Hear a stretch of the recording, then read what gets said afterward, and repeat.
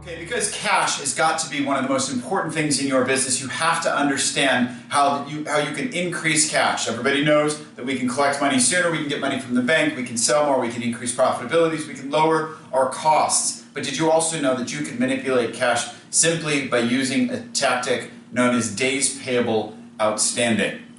Days Payable Outstanding, otherwise known as DPO, is a measure of exactly how long it takes you to pay other people.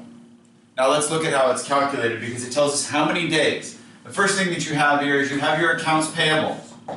In this particular case, let's take accounts payable. Let's assume we're in the month of January and there's 31 days. That's going to become important because we divide accounts payable by our cost of sales, otherwise known as cost of goods sold, as we've been talking about it.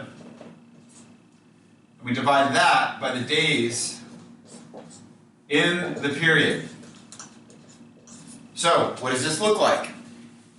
In our hypothetical business here today, we're going to assume that our business has $1 million in accounts payable. In addition, we're going to assume that the cost of goods sold or cost of sales for that period was $800,000. And it was January, so there were 31 days in the period. Well, 800,000 divided by 31 is 25,806. Now, 1 million divided by 25,000 equals 38. Why is that important? What number is that? That means it's taking us 38 days for us to pay our vendors.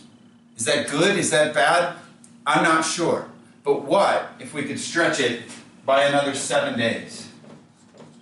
Got it to 45 days. Well, 7 days is roughly 20% of 38. If you can pay your vendors, this is you, and you can pay your vendors 20% slower than you were paying them before, you're going to have 20% of your AP in additional cash, which is an extra $200,000 of cash on hand because you've paid someone slower. It's an incredibly important tool because remember, everyone out there as business owners, the #1 reason given for business failure was a lack of cash.